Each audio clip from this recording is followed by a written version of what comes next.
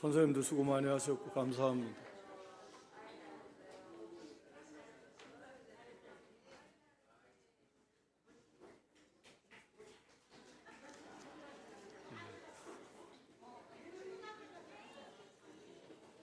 평상시에는 찍고 까불고 어린 것 같아도 또 나와서 찬양할 때는 의젓하게 찬양하네.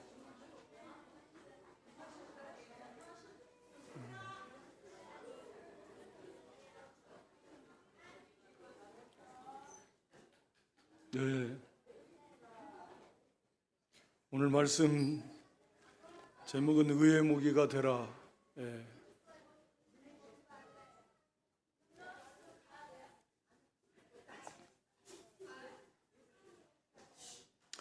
오늘 여기 사실 로마서 5장은 이제 구원의 확신,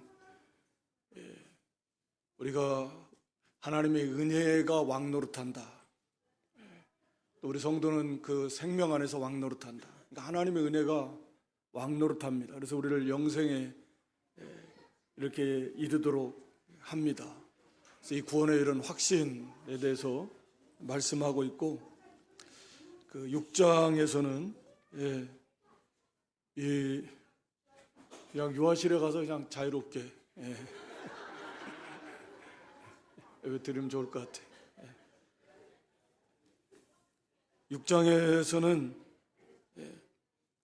우리가 이제 구원받은 성도가 어떻게 우리가 거룩한 삶을 살 수 있는가, 우리가 어떻게 해서 예수님을 닮아갈 수 있는가, 이제 그 원리에 대해서, 이건 정말 중요한데요. 그러니까 우리가 흔히 성화, 예수님을 닮아간다, 구원을 이루어가는 그 원리가 어디에 있느냐. 이 6장 말씀, 로마서 6장 말씀을 우리가 깊이 묵상하면서 그것을 깨달아서 그렇구나, 그렇다.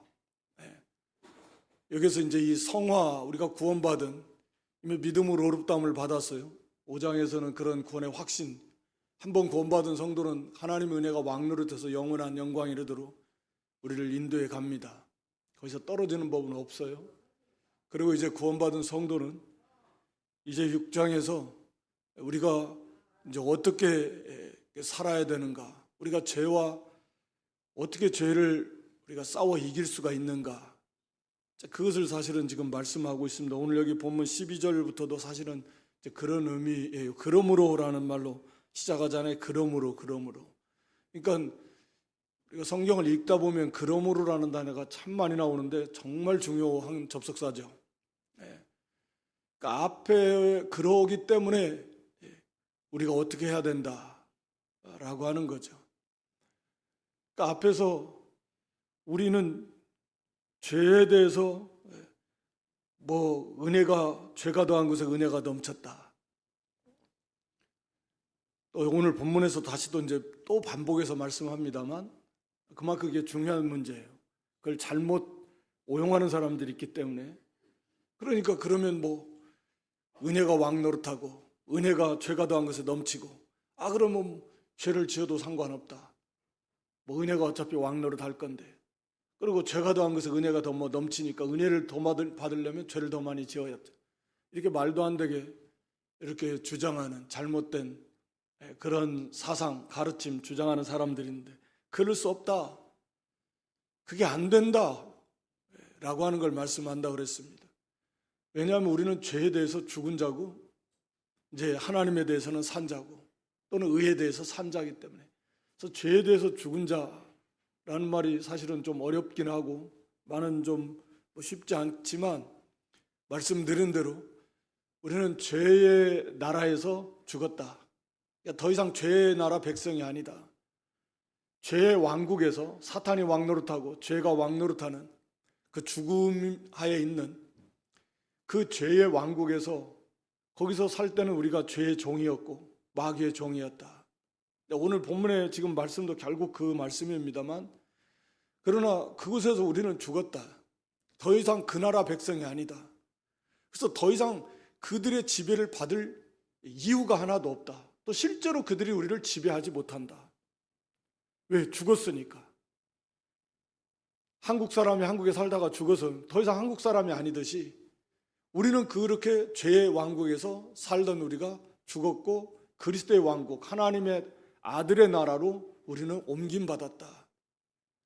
그런 거거든요. 실제로 그렇다. 그래서 이제 예수님의 십자가, 예수님과 연합에 대해서 설명하고 있어요.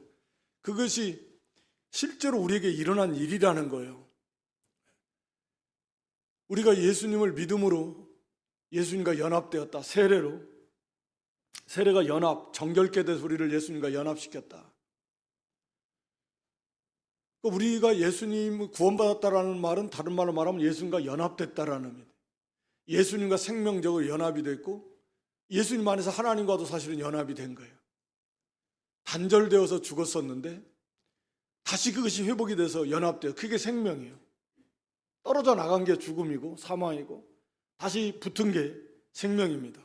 생명의 근원 되신 하나님 예수님과 연합이 됐다. 그래서 우리가 예수님과 영적으로 이미 연합이 됐고 영원토록 그것이 우리에게 일어난 일이다. 이것은 내가 느낌으로 생각으로 그렇게 아는 게 아니고 이 말씀을 통해서 우리에게 가르쳐 주시는 것입니다. 예수를 믿는 사람은 이미 영이 중생했고 그 중생한 영은 예수님과 연합되었어. 그게 우리에게 일어난 일이야. 우리 존재 자체가 예수님과 연합이 됐어. 그래서 언제 예수님 믿을 때 즉시로 그래서 그때 무슨 일이 일어났느냐 그것을 쭉 설명했다고 그랬습니다. 그래서 예수님과 연합이 됐으면 예수님이 죽으심과도 연합이 됐고 예수님이 십자가에서 죽으심에 우리가 연합이 됐다는 말은 우리도 같이 죽었다. 누가 죽었냐? 옛사람이 죽었다. 다시 말하면 죄의 왕국에서 그렇게 죄의 종노릇하며 살던 그 사람이 예수님이 십자가에서 함께 죽은 거예요. 그래서 옛사람이에요. 옛날 그 사람입니다. 그래서 그때로는 못 돌아가요. 우리 어른이 돼서 어린 시절로 못 돌아갑니다. 그런 행동은 좀 할 수 있고 뭐 그런 말도 좀 할 수 있지만 못 돌아가요. 이미 뭐 어떻게 돌아갑니까? 그런 것처럼 이미 죽었다. 죄의 왕국에서 그 죄의 종노릇하며 살던 예수님 없이 그때 살던 그 사람은 그때 예수님이 십자가에 죽으실 때 함께 그때 죽었어요. 같이. 네. 그걸 여기서뿐만 아니라 뭐 갈라디아 2장 20절에도 마찬가지고 다 그렇게 말씀해요. 네. 빌립보 1장에서도 마찬가지고 이제 내가 그리스도와 함께 죽었고 내 안에 그리스도께서 사시고 내가 사는 게 이제 그리스도의 생명으로 사는 거 그리스도 안에서 사는 건데 그래서 예수님이 십자가에 죽으시고 장사될 때 우리 옛사람도 그렇게 철저하게 완벽하게 죽었고 그리고 예수님이 부활하심에 우리도 그 예수님의 부활에 연합돼서 우리도 부활의 새 생명을 받았다. 영이 중생했고 그 안에 새 성품을 받았고 새로운 본성을 받았고 그렇기 때문에 전에처럼은 못 살아요. 신분이 완전히 존재 자체가 새로운 피조물이 됐고 그래서 이제는 못 살아요. 전에처럼 그렇게 살 수가 없습니다. 그게 불가능해요. 정말 놀랍지만 그렇습니다. 그래서 이제는 우리가 새 생명을 받은 자로서 이제 살아나가는 거예요. 근데 문제는 뭐냐? 여전히 우리가 이 땅에서 몸을 입고 살아가는 동안에는 여전히 죄의 유혹에 노출됐고 실제로 죄를 짓기도 한다. 그게 현실이거든요. 나중에 우리가 부활의 몸을 입었을 때는 죄를 지을 가능성 자체가 없어요. 그러니까 흔히 죄에 대해서 반응하지도 않고 할 수도 없고. 그러나 이 땅에서는 아니에요. 실제로 죄에 대해서 반응하고 또 죄를 짓기도 합니다. 그런데 거기 6절에 우리 옛사람이 예수와 함께 십자가에 못 박힌 것은 죄의 몸이 멸하여 죄의 몸이 멸해서 다시는 죄에게 종노릇하지 않도록 이렇게 하나님이 그렇게 종노릇하지 않을 수 있도록 해놓으셨다. 죄의 몸이라는 말, 죄의 몸이 멸한다. 오늘 여기 12절에도 그러므로 너희는 죄로 너희 죽을 몸에 왕노릇하지 못하게 하라. 죄의 몸이고 죽을 몸이다. 우리가 지금 영은 부활했지만 몸은 당연히 아직 부활을 못했고 이 몸은 죄의 몸이다. 그러니까 죄를 짓는 몸이고 죄가 강력하게 역사하는, 그래서 그 죄의 지배를 받았던 몸, 이게 죄의 몸입니다. 그것이 멸한다라는 말은 없어졌다라는 말은 물론 아니죠. 말도 안 되는 거죠. 우리가 이미 여전히 계속 이 죄의 몸을 입고 있는데, 이 멸한다라는 말은 그것이 무기력해졌다. 그러니까 예수 믿기 전에는 강력하게 죄의 지배를 받았었는데 이 몸이, 그러나 우리가 십자가에 우리 옛사람이 죽고 새 생명을 받은 후에는 이 죄의 그 영향력이 무기력해서 그렇게 강하게 역사하지 못하고 그렇게 반응하지 않는다. 그래서 우리가 능히 그것을 이겨나갈 수 있다 라고 하는 걸 말씀하고 있는 거죠. 그래서 오늘 여기 12절에도 그러므로 너희는 죄로 너희 죽을 몸에 왕노릇하지 못하게 하라. 그래서 몸의 사욕을 순종치 못하게 하라. 그러니까 몸의 사욕, 몸의 욕구들, 몸에 그 욕구들이 있어요. 죄악된 욕구들이 몸을 통해서 나오게 된다. 그러니까 죄가 우리의 영혼은 손대지 못합니다. 이 중생한 영은 죄를 지을 가능성이 없어요. 우리가 구원이 완성된 다음에는 죄를 지을 가능성이 없다 그랬잖아요. 그러니까 우리 영혼은 이미 자라나는 거에 문제가 있지, 이미 부활을 했어요. 새 생명을 받았습니다. 그래서 이 중생한 영은 죄를 짓는다라는 건 말이 안 돼요. 죄를 지으면 죽어야 돼요. 하나님에서 떨어져 나가는 거예요. 구원이 없어져 버려요. 죄를 지으면. 말이 안 되는 거죠. 그러면 다시 또 중생해야 돼요. 회개하고 다시 또 믿어서 또 중생하고, 죄를 지으면 또 죽고 또 중생하고, 이게 말이 안 되잖아요. 원리적으로 죄를 지을 수 없습니다. 이 중생한 영은. 이게 죄가 침범할 수가 없어요. 예수님과 연합되어 있는데 어떻게 침범합니까? 성령이 함께 하시는데. 그게 안 되는데, 문제는 뭐냐면 이 몸, 그래서 이 죄를 진 이 죄의 몸, 지금까지 이 몸으로 죄를 지어왔고 예수를 믿은 다음에도 여전히 지금 이 몸으로 영이 죄를 짓는 건 아니에요. 그러니까 우리가 이제 중생한 영이 죄를 져서 영을 깨끗이, 그런 개념이 아니에요. 중생한 영은 죄를 지을 수 없습니다. 이 몸을 통해서 죄는 우리를 지배하려고 우리를 넘어뜨리려고 하는 거죠. 여전히 이 죄의 몸을, 영은 손을 못 대는데, 그래서 여전히 우리 이 몸 속에 몸의 욕구들이 있잖아요. 몸의 욕구들이. 그래서 우리 육신의 정욕, 안목의 정욕, 이생의 자랑, 이거 다 이게 우리 몸을 통해서 들어오는 죄들이거든요. 이게 잘 절제해서 사용해서 하나님의 뜻대로, 그래서 의의 병기, 죄의 병기인데, 이게 이렇게 할 수도 있고, 그렇지 않으면 이게 죄를 짓는 도구가 될 수 있는 거죠. 그러니까 우리가 구원받은 성도가 이 땅에서 살아가는데, 이 죄는 항상 우리의 몸을 통해서, 우리 몸에 솔직히 이게 옛사람의 그 습성, 옛날 예수 믿기 전에 그 행했던 죄악된 그 습성들이 남아있잖아요. 부패성. 이제 그걸 옛사람의 그 습성을 벗어버리는 거예요. 옛사람을 벗어버리라는 말은 그런 거거든요. 옛사람은 이미 죽었어요. 그건 우리가 다시 그때로 못 돌아갑니다. 그러나 이 몸을 입고 있는 동안에는 그 몸이 기억을 하는 거죠. 전에처럼 그렇게 강력하게 죄가 영향력을 행사하지는 못할지라도 무기력하게 했으니까. 그래도 여전히 그것을 기억하고 그런 습성이 남아있어서 그렇게 살려고 하는, 죄는 그걸 틈을 타서 우리 지체, 우리 몸을 통해서 우리를 범죄케 하려고 한다. 그것을 이제 우리 영은 당연히 반대하는 거죠. 그러면 안 되는 거죠. 이게 이제 속사람, 겉사람은 이게 싸움이죠. 7장에 가서 이제 그게 사실은 나오는 건데.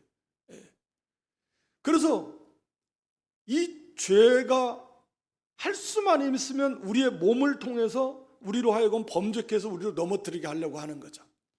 그래서 여기 12절에 너희 죽을 몸, 이 몸은 그래서 죽어야 돼. 어차피 이 몸은 그동안 죄를 짓고 살았고, 이건 죽을 몸이에요. 여전히 우리가 지금도 죄를 지을 때 이걸 죄를 짓는 거예요.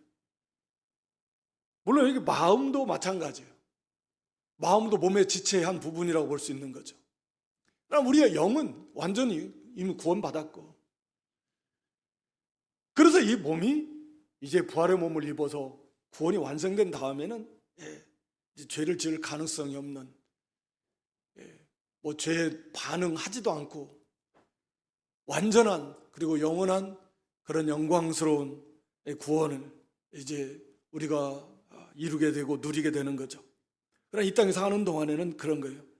그래서 너희는 죄가 너희 죽을 몸에 왕노릇하지 못하게 하라. 죄가 우리 몸을 자꾸 주장하려고 한다, 그 말입니다. 우리 몸의 욕구를 들어서. 그러니까 우리 그렇게 하지 못하도록 우리가 이제 할 수 있다. 왜? 새 생명을 받았으니까. 그 영이 주체잖아요. 거기에 이용되는 우리 마음. 그래서 얼마든지 전에는 그게 불가능했지만 이제는 죄에 대해서 죽은 자, 즉 죄 왕국에서 벗어난 자요, 하나님에 대해 살한 하나님의 자녀가 됐으니까 이제는 하나님께 영광을 돌리는 그런 삶을 살아야 된다라는 거죠. 그런 자인 줄 알아라. 여기요, 11절에 여기라는 말은 그런 말이에요. 너희가 그런 존재가 되었으니까 너희가 그런 사람인 줄 알고 거기에 합당하게 이제 행하도록 해라. 그래서 죄가 항상 우리는 우리 몸을 통해서 이 죄를 짓게 하고 그로 인해서 이 다스리려고 하는, 왕노릇 하려고 하는 그런 성향이 있다. 오늘 12절은 그걸 우리에게 가르쳐주고 있는 거예요. 그래서 왕노릇하지 못하게 하고 몸의 사욕을 순종하지 말아라. 절제하라는 거죠. 그래서 너희 지체를 죄 짓는데, 불의의 병기, 죄 짓는데 사용하지 말아라. 죄에게 드리지 말아라. 우리가 그러면 안 되잖아요. 하나님의 종이 되었고 하나님의 자녀가 됐는데 죄에게, 우리의 이 몸 지체를 통해서 하나님께 영광 돌리는 존재가 돼야지, 죄에게 종으로 들여가지고 죄의 종이 되어버린다면 얼마나 그게 억울하고 말도 안 되는 일이겠냐. 지금 그것을 지금 말씀하는 거예요. 그래서 13절에 오직 너희 자신을 죽은 자 가운데서 다시 산 자처럼, 우리가 그랬잖아요. 그래서 이제는 죄 가운데 있었다. 그때는 다 죽었었는데, 그러나 이제 거기는 우리가 새 생명을 받은 자예요. 새로운 존재가 되었어요. 죄에 대한 죽고 하나님께 대한 살았어요. 그런 자답게 그렇게 살아야지 당연히. 그러잖아요. 그래서 하나님께 드리도록 해라. 너희 지체를 의의 병기로 하나님께 드리라. 14절에 가서 죄가 너희를 주관치 못하리니 이는 너희가 법 아래 있지 않아 은혜 아래 있다. 이게 가능한 것은 바로 이렇기 때문에 반복해서 말하는 거예요. 전에는 너희가 율법 아래 있었을 때는 이게 불가능해요. 법 아래 있었다는, 율법 아래 있었을 때는, 구원받지 못했을 때는 불가능합니다. 그러나 이제 구원받아서 은혜가 왕노릇하는 새 생명을 받은 자다. 그러니까 더 이상 죄가 우리를 주관하지 못해요. 정지할 수 없어요. 이미 딱 끝났어요. 그러니까 죄가 우리를 주장 못합니다. 그러니까 우리는 얼마든지 그걸 할 수 있다. 전에는 안 됐지만 이제는 가능한 존재가 됐다. 그래서 죄를 안 지을 수 있는 존재가 됐다. 그렇게 이제 어거스틴은 표현했다 그랬잖아요.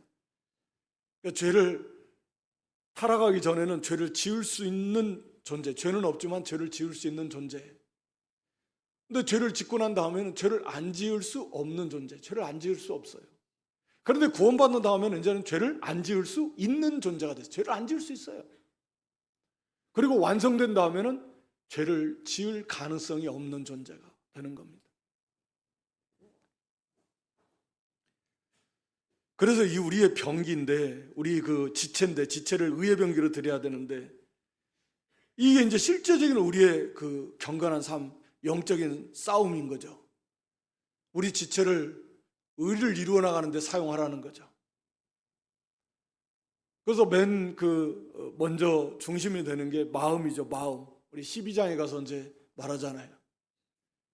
너희 몸을 하나님이 기뻐 받으실 영적 예배로 드리라 그랬는데, 그러면서 맨 먼저 말하는 것이 마음이죠, 마음. 너희 마음을 새롭게 하라. 마음이 새로워져야 된다. 이 마음 속에는 거기 생각, 이성, 지성, 거기 다 포함이 되는 거죠. 이 마음이, 생각이, 우리 지성이 새로워져야 된다. 우리의 가치관이, 사고가 새로워져야 된다.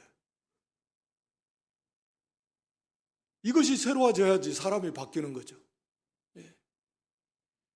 무엇이 진짜 가치 있는가? 우리 어떻게 살아가는 것이 바른 삶인가? 어디에 행복이 있는가? 무엇이 존귀한 것인가? 이런 잘못된 것들을 다 깨어 부숴야 되고, 그것을 먼저 새롭게 해야 됩니다. 마음이 새로워져야 돼요. 생각이 새로워져야 돼. 생각이 바뀌어야 됩니다. 이 사고가 바뀌어야 돼. 사고방식이. 그래서 가치관이 바뀌어야 됩니다. 그게 안 바뀌니 여전히 돈이 최고의 가치로 여겨지는 그 생각이 안 바뀌는, 아무리 사람이 떡으로 사는 게 아니다, 하나님 말씀으로 산다, 염려하지 말라 해도 사람의 생명이 소유에 넉넉함이 있는 것이 아니다. 모든 탐심을 물리쳐라. 돈을 사랑하면 일만하게 뿌리다. 아무리 달달달 외워도 이게 안 바뀌니까 여전히 그것을 중요하게 여기고 그거 없으면 안 되는 줄 아는 거죠. 이게 정말 바뀌어야 되는데, 정말 바뀌어야 되거든요. 마음으로.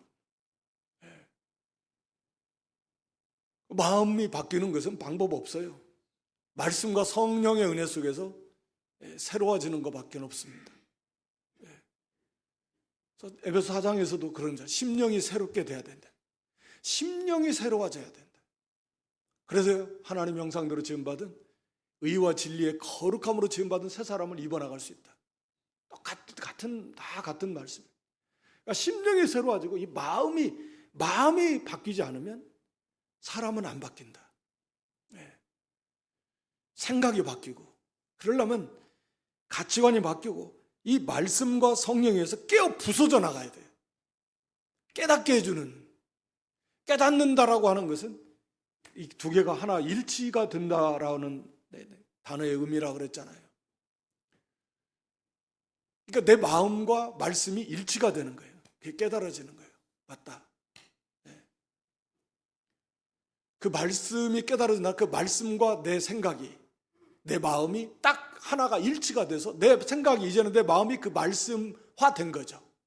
그래서 그 말씀이 내 생각이고 내 가치관이고 내 사고방식이고, 그래서 그렇게 되는, 그래야 비로소 사람이 딱 바뀌는 거죠. 생각이. 그 다음부터는 이제 실제적인 삶 속에서 거기에 맞춰서 안 되면 또 하고 안 되면 또 하고 하면서 그렇게 가는 거죠. 그래서 이 너희 지체가, 우리 지체를 어떻게 하면, 이게 당연히 우리는 죄에 대해서 죽은 자고, 하나님에 대해서 산 자고, 이를 위해서 하나님께서, 우리 주님께서 어떤 일을 하셨는데 우리가 오늘 부활주의를 맞이해서 예수님이 어떻게 십자가 그 고난을 통과하셨는데,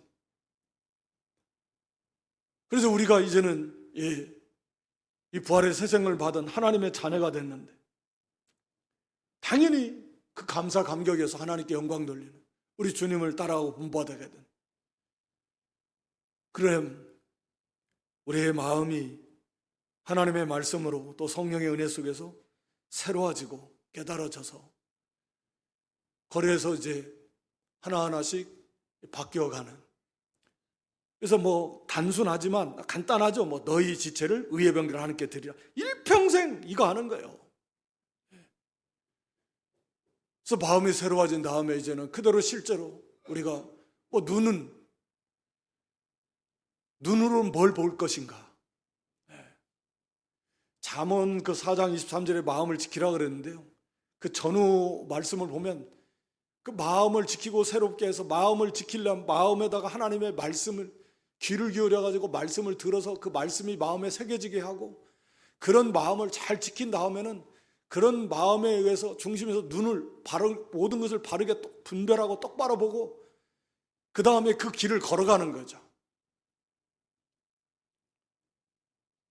그러니까 똑같은 게 원리가 하나님의 말씀이 우리 마음에 들어와야 되고 그 말씀으로 우리 마음을 채워야 되고 그 말씀이 우리 마음과 딱 일치가 돼서 우리 마음이 말씀과 일치가 돼서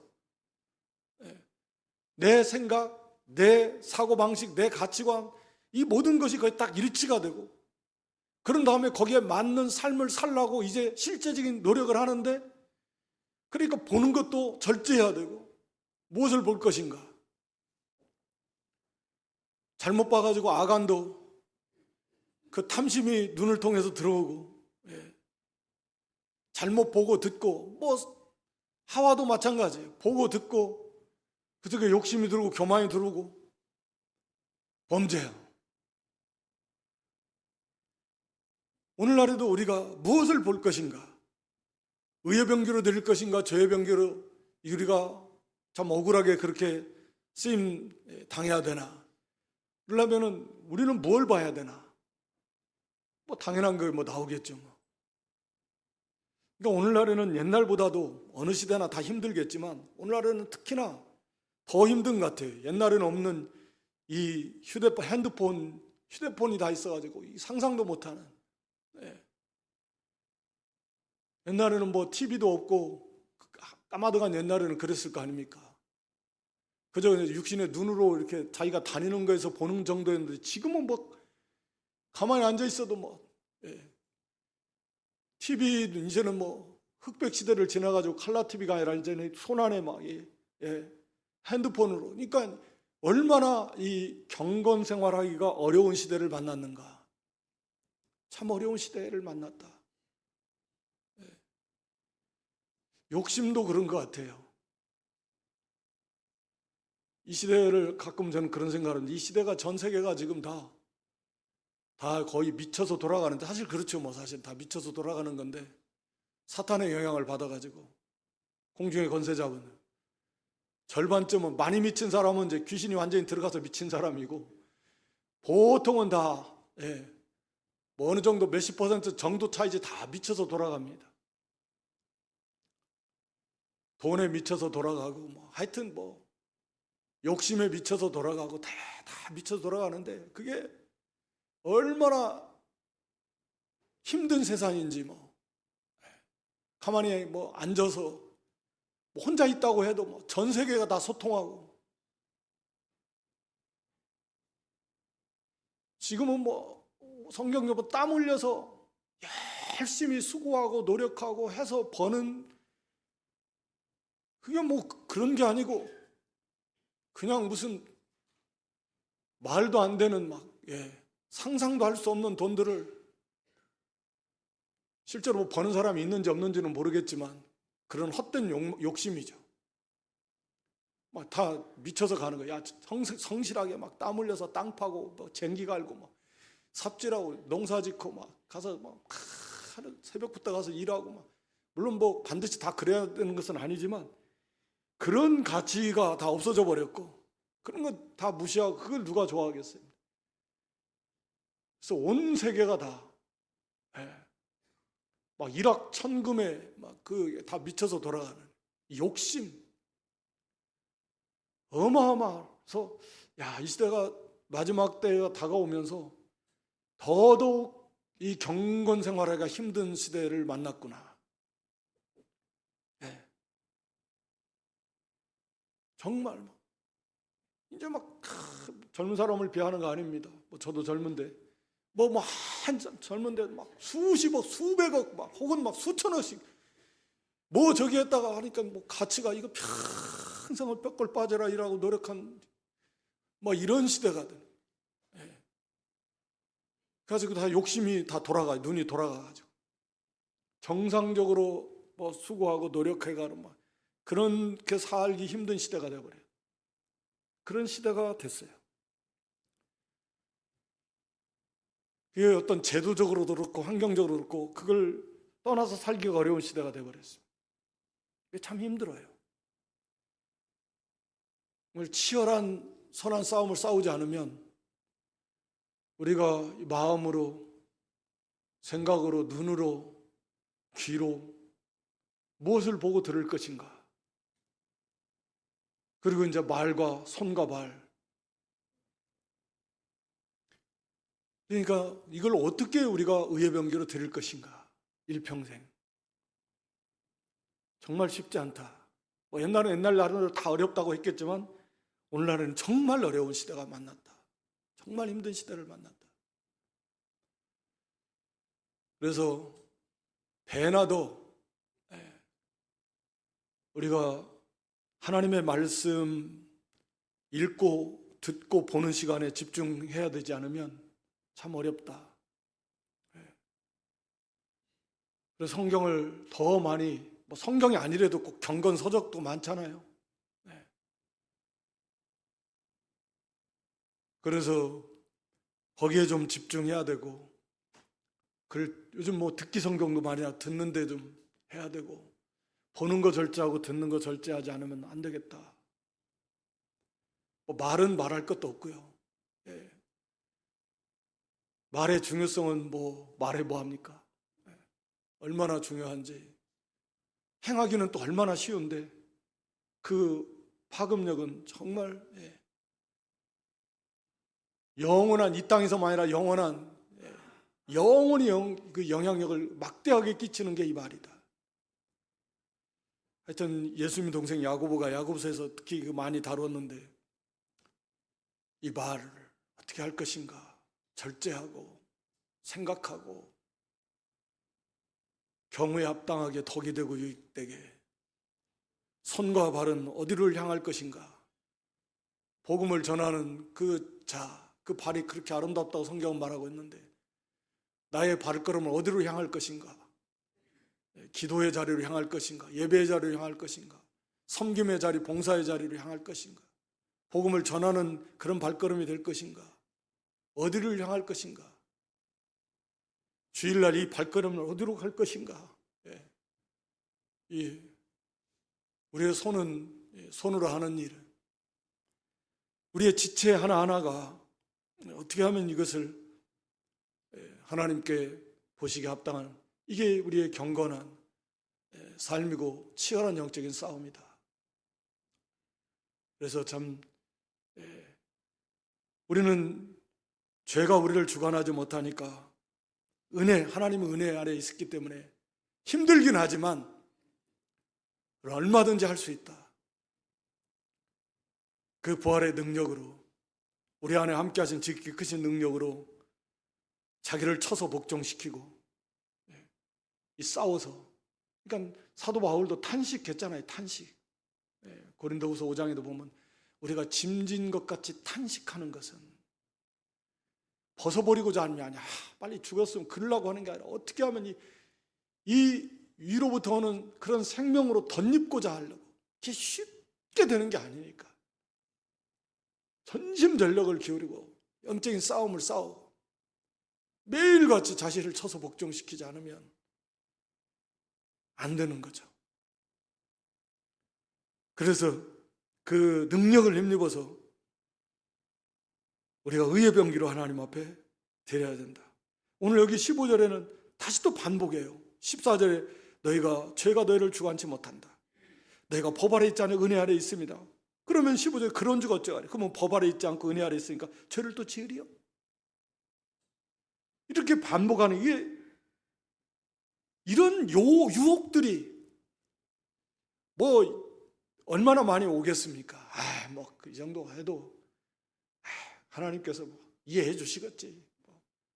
은혜가 풍성하신 하나님이신데 스스로 막 자기 합리화하고, 물론 하나님이 긍휼을 베풀어 주시지만 그래도 그런 마음을 먹으면 안 되는 거 아닙니까?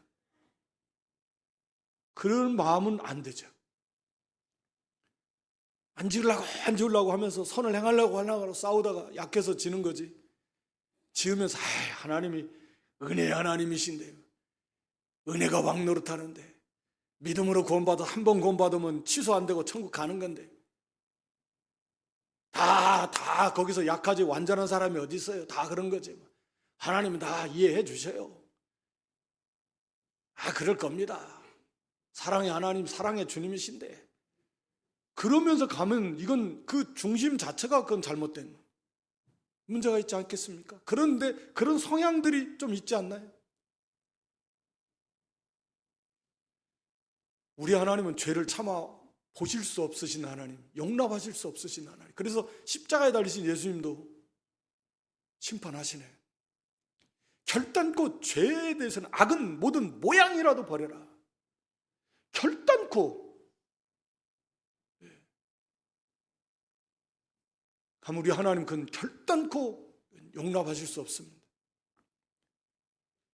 그러니까 우리가 죄에 대해서 정말 철저한 그런 마음을 먹어야지, 단 조금도 눈곱만큼, 눈곱의 1000분의 1만큼도 용납해서는 안 돼, 이런 마음을 먹어야지, 단연코 용납해서 안 된다, 이런 중심을 가지고 싸움을 싸워야지.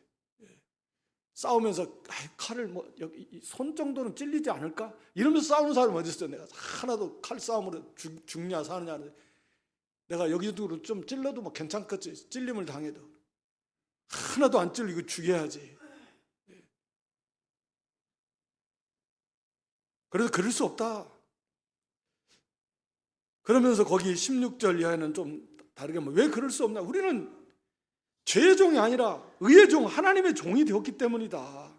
그 말씀이 거기 16, 17, 18절 내용이거든요. 그렇게 안 된다. 그래서 여기 죄를 짓는다라는 말은, 그러면 우리는 죄를 안 짓나? 그건 아닌데, 죄를 짓는다라는 말은 마찬가지, 앞에서 제가 말씀드린 대로 6장 시작하면서도 그러면 죄를 지어도 되잖아. 그렇게 죄에 대해서, 죄를 짓는 걸 합리화시키면서 계속해서, 또는 어떤 의도적으로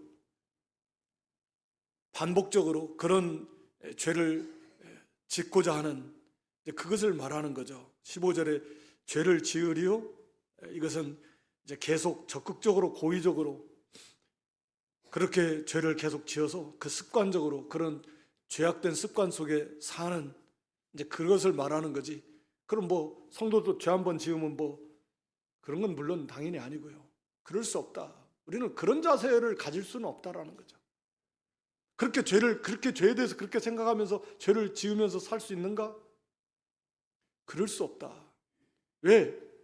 거기 16절에 너희 자신을 종으로 드린다. 여기 드린다라는 말은 자원함이 요소예요. 자원함. 그러잖아요. 우리가 죄를 자원함으로 마귀에게 자기 자신을 죄에게 드리는 건 아니잖아요. 우리는 싸움인데, 싸우다가 내가 약해가지고 져가지고 죄를 짓는 거지, 내가 가서 자신을 죄에다 바치진 않잖아요. 죄를 지을 때, 성도가 죄를 지으면 죄를 안 지으려고 죄와 싸우잖아요. 내 죄의 욕구가 오는데 안 돼. 반대하잖아요. 지으면 안 돼. 그래서 갈등하고 싸우고 그러다가 지잖아요. 그러니까 속이 상하고 답답하고 마음이 안 편하고 양심이 가책이 오고 괴롭고, 그게 성도가 죄를 짓는 거잖아요. 근데 여기 15절에 죄를 짓는, 이 죄를 짓는다라는 이 단어의 의미가 그런 거거든요. 앞에서도 똑같은 말씀이, 우리가 법 아래 있지 않고 은혜 아래 있으니까 죄 지어도 돼, 이제 은혜를 더하게 하려면 죄를 더하면 되지 그럴 수 없다라는 거죠. 왜? 그렇게 죄에 대해서 자신을 드리는 사람, 누구에게 자신을 드린다면 그 드리는 자의 종이 되는 것은 당연지사고 그건 상식 아니냐. 16절에 너희 자신을 종으로 드려서 누구에게 순종하든지 순종함을 받는 자의 종이 되는 줄 너희가 알지 못하. 그건 다 알고 있는 거 아니냐. 내가 자신을 누구에게 자신을 바쳤다 스스로. 바쳤다라고 하면 그 바친 대상이 종이 되는 것을 말하는 거잖아요. 근데 그렇다고 하면 너희가 그러면 그렇게 죄에게 자기 자신을 바친다면 너희는 죄의 종이 되는데 그럴 수 있냐? 그게 가능하냐? 원리적으로 가능하지 않습니다. 왜? 너희는 거기서 건진받아서 의의 종, 하나님의 종이 됐는데 어떻게 그렇게 죄에게 자신을 들여가지고 죄의 종처럼 예전처럼 그렇게 살 수 있어? 그건 안 되지. 그건 불가능하죠. 죄를 안 짓는다는 말이 아니에요. 지금 죄에 대해서 자원함으로 죄에게 자신을 종으로 드리는, 죄를 지으려 우리가 이제 다시는 은혜 아래 있고 법 아래 있지 않으니까 우리 죄 지어도 돼 이렇게 생각하는 사람들, 회법주의잖아. 이게 안 된다라는 거예요. 이것은 지금 그걸 설명하고 있는 거예요. 그런 사람들은 자신을 죄에게 종으로 드리는, 자기 자신을 자원함으로 갖다 바쳐서 죄의 종의 자리에 들어가는 사람이. 근데 우리는 의의 종이 됐고 하나님 종이 됐는데 그게 어떻게 가능하냐? 앞에 우리는 죄에 대해서 죽었고 하나님 대해서 산 거나 똑같은 의미인데 그거 어떻게 가능해? 죄에 대해 죽었는데 어떻게 거기서 또 살아? 그렇게 못 살아요. 그래서 이제는 우리가 하나님 앞에 감사하다. 우리도 전에는 다 그랬다. 죄에게 자신을 종으로 들여서 죄의 종이었었지만 거기서 우리를 순종의 종, 믿음으로, 순종의 종으로, 믿음의 종으로, 이 믿음이라는 단어 대신에 순종이라는 단어를 씁니다. 참으로 믿는 사람은, 참으로 예수님을 믿는 사람은 하나님 말씀을 순종하고 그게 믿는 사람이기 때문에 우리가 이제는 예수님을 믿고 따른다, 순종하며 간다. 그래서 순종의 종으로 이제는 하나님의 의에게 종이 되었다. 죄에서 해방되어서 18절에. 그래서 이제는 그렇게 살 수가 없다라고 하는 원리를 말씀드리면서, 그러면서 한 가지 거기 19절에 중요한 말씀을 하는데, 너희 육신이 연약함으로 내가 사람이 예대로 말한다. 전에 너희가 너희 지체를 부정과 불법에 대려 불법에 이런 것처럼, 다시 말하면 전에 예수 믿기 전에 너희들 죄를 지을 때 어떻게 지었어? 열심을 냈잖아요. 죄를 지을 때 막 그냥 지어요? 죄를 하나, 세상 일을 하나 하려고 그래도, 사기꾼이 사기를 치려고 그래도, 도둑질 하려고 그래도 막 사전 여러 번, 이게 이 조사도 하고 이걸 어떻게 도둑질할까? 속이려고 하면 어떻게 이걸 속여 먹을까? 노력을 얼마나 많이 합니까? 어떤 일을 하나 하려고 그래도 거기에 시간을 쏟고 마음을 쏟고 큰 노력을 많이 해가지고 일을 해요. 세상 그 불의와 불법을 행할 때도. 그러면 똑같이 믿는 일을 할 때는 왜 그렇게 안 하냐는 거예요. 믿는 일을 할 때는 그냥 자기가 할 것은 하나도 안 하면서 그냥 당연히 하나님께서 다 해주시고, 믿는 일을 왜 그렇게 안 하냐. 이 19절의 말씀이 그거거든요. 중요한 말씀이에요. 아니, 죄를 지을 때는 그렇게 열심히 막 노력을 해가지고 잠도 안 자면서 막 게임하고 노름하는 사람들도 막 몇 박 며칠 잠도 안 자면서 얼마나 노력하고 수고하고 해가지고 죄를 지어서 그렇게 죄를 했는데, 그러면 똑같이 이제는 너희가 할 일이 그거다. 그런 것처럼 불법에 이른 것 같이 이제는 너희 지체를 의에게 종으로 드려라. 즉 노력해라는 거예요. 너희 지체를 의의 병기로 드리려는데 왜 저절로 노력은 안 하면서 어떻게 드려요? 어떻게? 아니, 세상 일을 할 때 지금도 얼마나 열심히 노력을 하는데, 세상 일을 하는데 노력 안 합니까? 얼마나 열심히 하는데 왜 믿는 일은, 이 지체를 의의 병기로 드리는 일은 그렇게 노력 안 해요? 그거보다 훨씬 더 중요한 문제인데, 그렇게 노력하면 하나님께서 이미 그렇게 할 수 있도록 다 만들어 놓으셨고 그 능력으로 우리를 도와주고 계시기 때문에 그런 노력으로 우리가 힘써 노력하면 된다라는 거예요. 의의 병기로 드릴 수 있다라는 거예요. 왜 믿는 일은 힘 안 쓰는가? 왜 세상 일은 그렇게 막 그냥 온갖 힘을 다 쓰면서 왜 믿는 일은, 왜 의의 병기로 드리는 일은 왜 힘을 안 쓰는가? 그렇게 드려야 된다는 거죠. 다른 특별한 비결이 있는 게 아니라. 그럼 이미 그렇게 할 수 있도록 하나님이 하실 수 있는 건 다 해놓으셨다라. 살려놓으셨고, 죄대 죽여놓고, 하나님께서 살려놓으셨고, 은혜가 왕노릇하게 해주시고, 그러므로 이제는 우리가 할 일이 남았다. 얘가. 쉽게 예를 들어주잖아요. 내가 예전에 그렇게 불법할 때 어떻게 했어? 세상 일 할 때 어떻게 했냐? 그런 것처럼 이제 그렇게 하라는 거예요. 그렇게 하면 우리의 의의 병기로, 너희 지체를 의의 병기로 드릴 수 있다. 이겨나갈 수 있다. 하나님께서 그걸 원하시. 그게 하나님의 방법이다. 무슨 특별히 자기 할 것은 안 하고 어떤 특별한 모임에 1시간 참여해서 뒤집어져 가지고 막 자기는 별로 힘도 안 쓰면서 갑자기 어떻게 싹, 이게 아니라는 거죠. 성경이 그렇게 말하고 있지 않아요, 분명히. 그게 아니라는 거예요. 그렇게 힘을 쓰라는 거예요. 힘을 써라. 그래서 점점 거룩함을 이루어 나가라. 그리고 그런 성도, 지금 그래서 이제 22절에 거룩함에 이르는 열매를 얻었다 그랬는데 우리 바른 성경은 열매를 맺고 있으니, 이게 성도라는 거예요. 지금 그 거룩한 열매들을 지금 맺고 있는가? 완전함을 말하는 거 아니에요.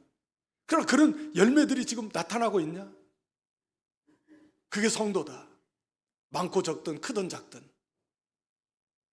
말씀대로 순종하는 그 순종의 열매들이 나타나고 있나? 그런 성도는 마지막 이제 그 영생, 이 땅에서도 마찬가지죠. 결국은 죄삭 영원한 사망, 그것이 없는 사람은 영원한 지옥 형벌 속으로 갈 것이지만, 이것은 이렇게 열매를 맺고 있는 사람, 의의 병기를 이루어 나가 지체를 의의 병기로 드리는데 힘을 쓰는 사람, 그래서 그런 열매를 맺어가고 있는 사람은 그 마지막은 영생이다. 그렇지만 마지막 23절에 노력으로 가는 게 아니라 은사다. 또 치우칠까 봐서 막 노력으로 영생, 아니에요. 그리스도 예수 안에 있는 하나님의 은사, 선물이다. 구원받은 것이다. 그럼 우리가 이 성화 거룩을 이뤄나가는 데 있어서는 힘을 써야 된다. 그리고 그런 열매를 반드시 맺어야 된다. 오늘 우리가 이 구원받은 하나님의 백성으로서 의의 병기, 의의 무기, 우리 지체를 하나님 그렇게 해놓으셨다. 그래서 우리가 좀 전심전력을 다해서 우리의 마음, 눈, 우리 귀, 말, 손, 발, 이런 것들을 우리가 잘 다스리고 또 새롭게 하고, 그래서 전심전력을 다해서 힘을 써서 의의 병기로 하나님께 이렇게 기뻐하시는 거룩한 열매들을 맺어나가는 성도의 모습이, 그런 저 여러분 모두가 될 수 있기를 주님의 이름으로 축원합니다. 하나님 아버지,